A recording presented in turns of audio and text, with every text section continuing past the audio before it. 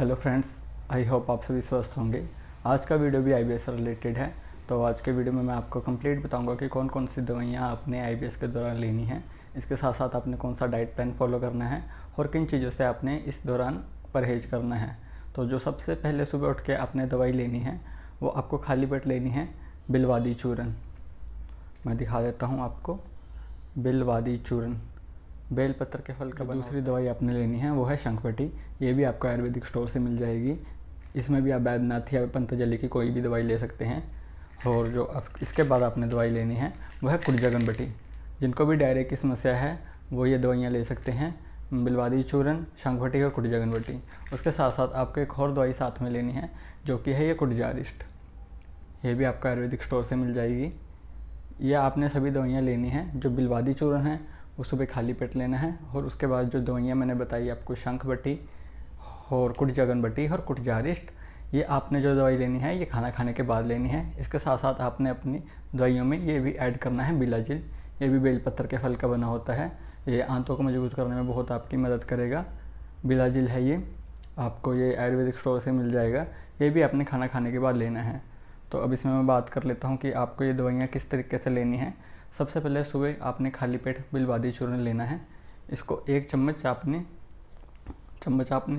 खाया इसको, उसके ऊपर आपने थोड़ा गर्म पानी पी लेना है। उसके बाद आपने दोपहर का भोजन करना है और दोपहर का भोजन करने के बाद आपने उसके बाद कुड़जगनबटी की 2 गोलियाँ, शंखवटी की 1 गोली चबा के, जो कुड़जगनबटी लेनी है वो चबा के नहीं लेनी है, वो सीधा ही जैसे हम नॉर्मल दवाइयाँ लेते हैं प्रोबायोटिक्स वैसे लेनी है। जो शंखवटी है वो आपने चबा के लेनी है। और जो उसके बाद कुड़जारिस्ट की दवाई होगी, इसमें आपने क्या करना है कि 1 कटोरी लेनी है, उसमें 3 चम्मच इसके ऐड करने हैं और 3 चम्मच इसमें पानी ऐड करना है। उसको मिक्स कर लेना है, फिर आपने वो पी लेना है।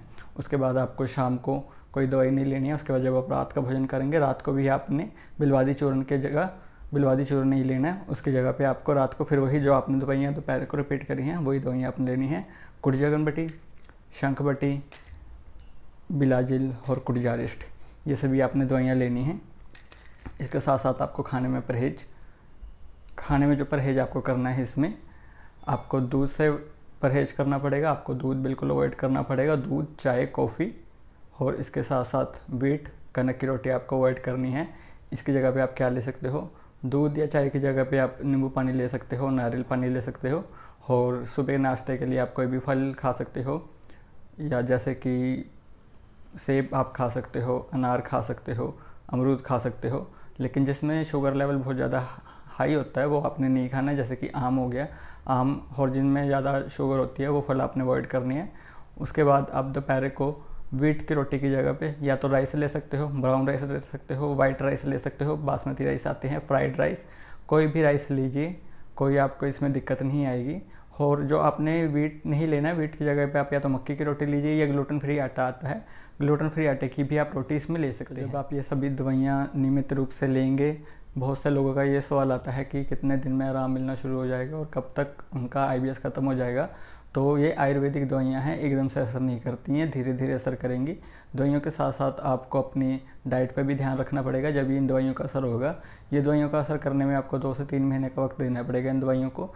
नियमित रूप से आपको ये दवाइयाँ लेनी है और डाइट आपको बिल्कुल एक कड़े रूप से आपको डाइट फॉलो करनी है। यानी कि जो मैंने आपको बोला है कि अगर दूध अवॉइड करना है तो बिल्कुल आपको दूध अवॉइड कर देना है। और चाय, कॉफ़ी, व्हीट की रोटी, ये सब आपको अवॉइड कर देना है। इसकी जगह पे आप ग्लूटेन फ्री आटे की रोटी खा सकते हो। तो अब जब आप ये रेगुलर खाने लगोगे, 2-3 महीने में आपको दवाइयाँ असर करना आपकी। इसके साथ साथ आपको क्या करना है, आपको मेडिटेशन भी करना है, आपको एक्सरसाइज भी करनी है, आपने अपना स्ट्रेस भी मैनेज करना है। जब आप अपना मैनेज करेंगे, स्ट्रेस भी मैनेज करेंगे, अपनी एक्सरसाइज भी करेंगे, अपनी हेल्थ पे भी ध्यान देंगे, डाइट भी फॉलो करेंगे, मेडिसिन भी लेंगे, तो जब आप इन सभी चीज़ों को आप अच्छी तरीके से फॉलो करेंगे तो आपको धीरे धीरे 2-3 महीने में रिजल्ट मिलना शुरू हो जाएगा। और धीरे धीरे क्या होगा कि आपका आईबीएस धीरे धीरे जाने लगेगा। आपको ये वीडियो अच्छे से समझ आया होगा कि आपने आईबीएस डायरिया में कौन सी दवाइयाँ लेनी है। तो मिलते हैं नेक्स्ट वीडियो में कुछ और हेल्थ रिलेटेड टॉपिक्स के साथ। तब तक के लिए धन्यवाद।